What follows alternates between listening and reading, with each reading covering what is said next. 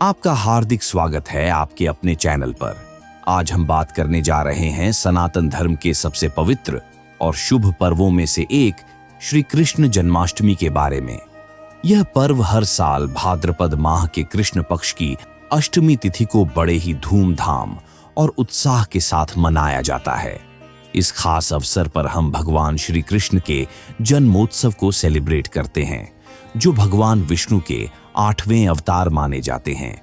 आज के इस वीडियो में हम आपको बताएंगे कि कृष्ण जन्माष्टमी का महत्व क्या है, इस दिन की पूजा कैसे करनी चाहिए, कौन कौन से भोग भगवान श्री कृष्ण को अर्पित करने चाहिए और कौन सी चीजें इस दिन खाने से बचना चाहिए। तो आइए शुरू करते हैं इस पवित्र यात्रा को, जो आपके मन, शरीर और आत्मा को सकारात्मक ऊर्जा से भर देगी। लेकिन उससे पहले, अगर आप भगवान श्री कृष्ण के सच्चे भक्त हैं तो इस वीडियो को लाइक करें, चैनल को सब्सक्राइब करें और कमेंट बॉक्स में जय श्री कृष्ण जरूर लिखें। साथ ही इस वीडियो को अपने दोस्तों और परिवारजनों के साथ शेयर करें ताकि वे भी इस पवित्र जानकारी का लाभ उठा सकें।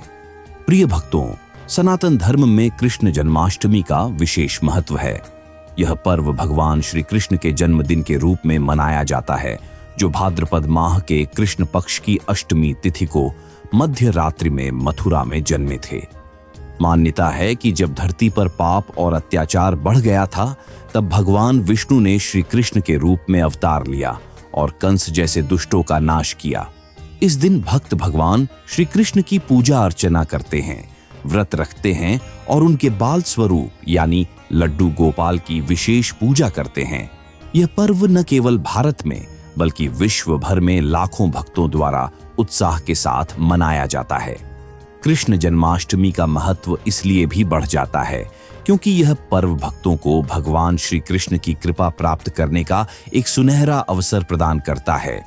इस दिन सच्चे मन से पूजा करने और व्रत रखने से भक्तों के जीवन में सुख, शांति और समृद्धि आती है। रुके हुए कार्य पूरे होते हैं, आर्थिक स्थिति मजबूत होती है और दाम्पत्य जीवन में खुशहाली बनी रहती है। साथ ही यह पर्व हमें भगवान श्री कृष्ण के जीवन से प्रेरणा लेने का अवसर देता है। उनकी लीलाएं जैसे माखन चोरी, गोपियों के साथ रासलीला और गीता का उपदेश हमें जीवन में प्रेम, सत्य और धर्म के मार्ग पर चलने की प्रेरणा देती है।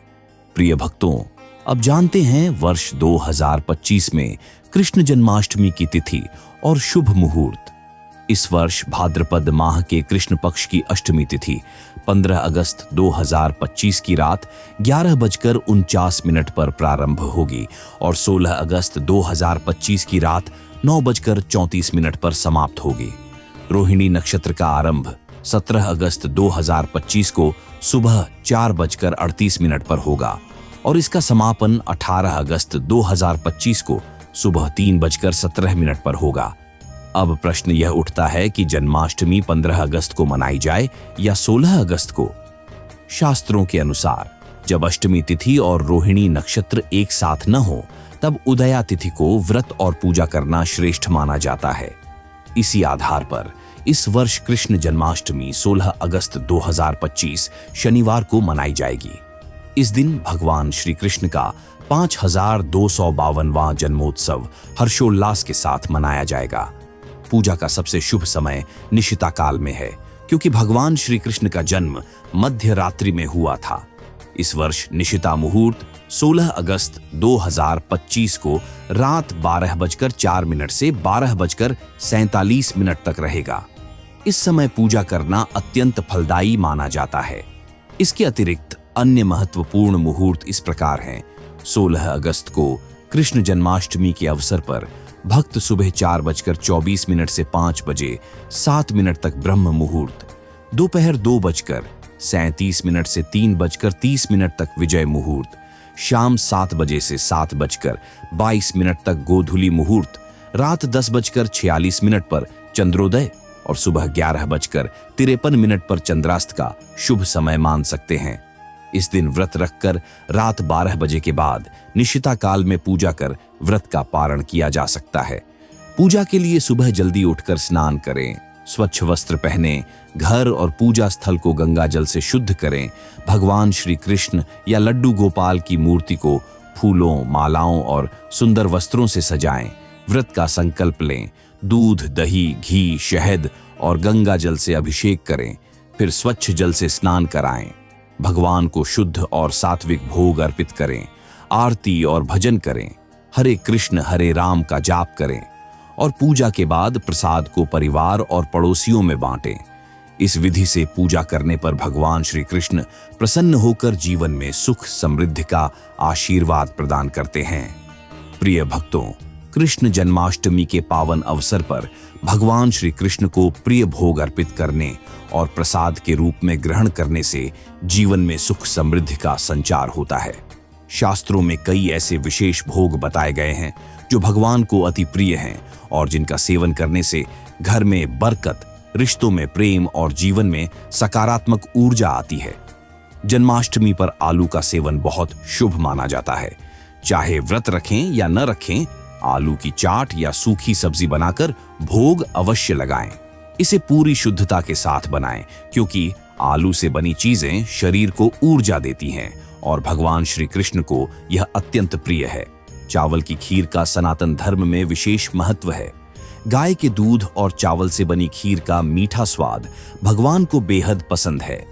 शुद्धता के साथ बनाई गई खीर रात के जन्मोत्सव के समय भोग लगाने से घर में धन धान्य की वृद्धि होती है और आर्थिक स्थिति मजबूत होती है। जन्माष्टमी पर खीरे का भी विशेष महत्व है। मान्यता है कि खीरे को काटकर भगवान श्री कृष्ण का जन्म कराया जाता है, जैसे गर्भनाल को काटा जाता है। इसलिए ताजा और साफ खीरा ही भगवान को अर्पित करें। सड़ा गला खीरा न लें, अन्यथा शुभ फल के स्थान पर अशुभ परिणाम मिल सकते हैं। 5 प्रकार के मेवों से बना पंचमेवा पाक भगवान को अत्यंत प्रिय है। इसे शुद्धता से बनाकर भोग लगाने से घर में बरकत बढ़ती है, रिश्तों में खुशहाली आती है और दाम्पत्य जीवन में प्रेम और सौहार्द बना रहता है। भगवान श्री कृष्ण को साग भी बहुत प्रिय है। उन्होंने दुर्योधन के 56 भोग को ठुकराकर विदुर जी के घर साधारण साग खाया था। इसलिए जन्माष्टमी पर साग का भोग अवश्य लगाएं, लेकिन यदि आप व्रत में हैं तो इसका सेवन न करें, क्योंकि इससे व्रत खंडित हो सकता है। माखन मिश्री भगवान श्री कृष्ण का सबसे प्रिय भोग है। बचपन में वे गोपियों का माखन चुराकर खाते थे, इसलिए उन्हें माखन चोर कहा जाता है। ताजे दूध से निकले मक्खन में बारीक मिश्री मिलाकर भोग लगाएं और प्रसाद के रूप में बांटें। इससे जीवन के दुख कष्ट दूर होते हैं। सनातन धर्म में तिल का भी विशेष महत्व है।